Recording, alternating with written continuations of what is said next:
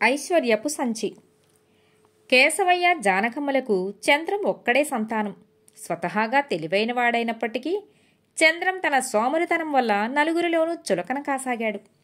ఇలా ఉండగా ఒకసారి జానకమ్మ తమ్ముడు సూరయ్య అక్కగారిని చూసిపోవడం కోసం వచ్చాడు. తమ్ముడితో కష్టసుఖాలు మాట్లాడుతూ కొడుకు గురించి కూడా చెప్పుకొని కళ్ళనీళ్లు పెట్టుకున్నది జానకమ్మ. సూరయ్యకు మేనల్లుడంటే చాలా అభిమానం.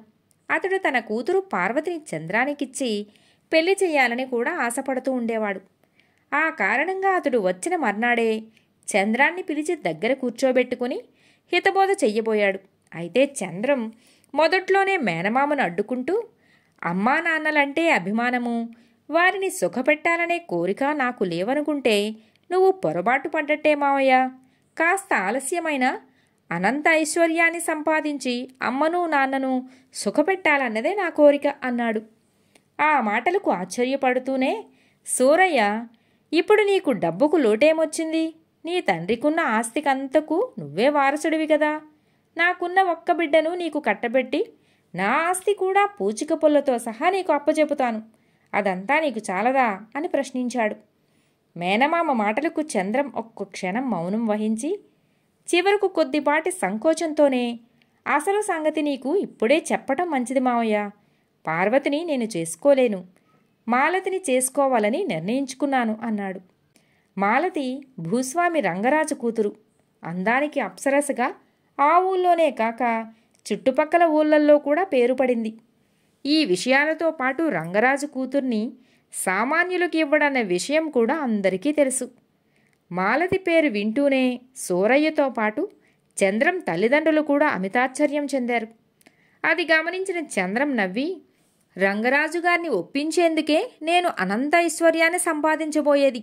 ఆయనే స్వయంగా వచ్చి పిల్లనిచ్చేలా చేయగలను. అదృష్టవంతుణ్ణి ఐశ్వర్యం తేలికగానే వరిస్తుంది. ప్రతి కార్తీక మాసంలోనూ మన ఊరికి వచ్చే శివానంద స్వామిని దర్శించుకుని నా అదృష్టాన్ని పరీక్షించుకోదలిచాను అని అక్కడి నుంచి వెళ్ళిపోయాడు. రోజులు గడిచి చంద్రం ఎదురు చూస్తున్న శివానంద స్వామి రావటం జరిగింది. చంద్రం ఆయనను కలుసుకొని తన కోరికను వెల్లడించాడు. శివానంద స్వామి అంతా విని నవ్వి, నేనింకా మరొక వారం పాటు ఇక్కడ ఉంటాను. రోజూ నా దగ్గరకు వస్తూ ఉండు, చూద్దాం అన్నాడు. వారం గడిచింది.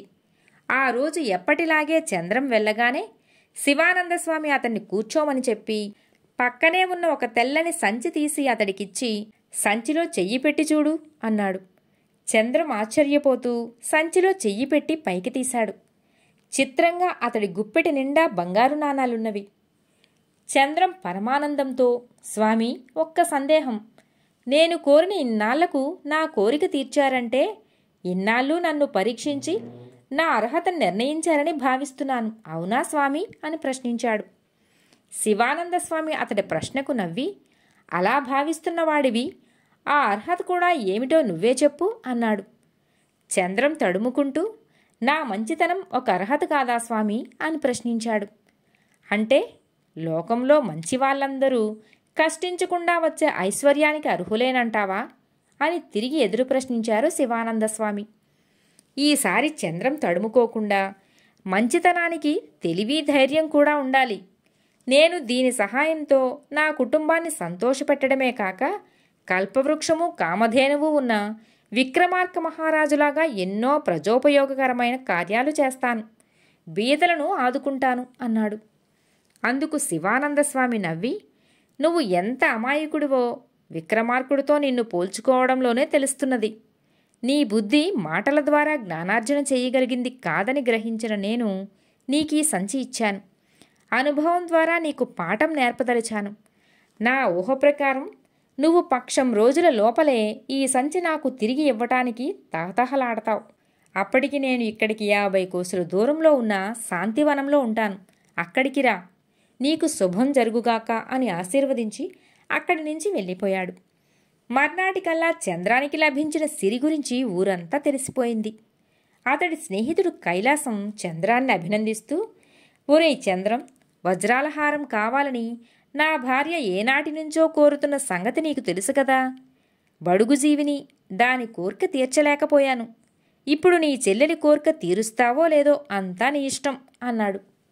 ఈ విధంగా చంద్రాన్ని ఎరిగిన ప్రతి ఒక్కరికి అవసరాలు బాధలు పుట్టుకురాసాగాయి.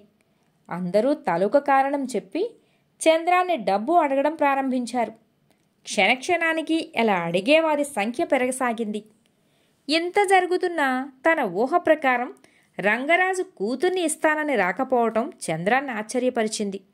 చివరకు అతడే కైలాసాన్ని, నరసింహం అనే మరొక స్నేహితుణ్ణి రంగరాజు వద్దకు పంపాడు. వాళ్ళు తిరిగి వచ్చి చెప్పిన మాటలతో చంద్రం కళ్ళు ఒక్కసారిగా తెరుచుకున్నాయి.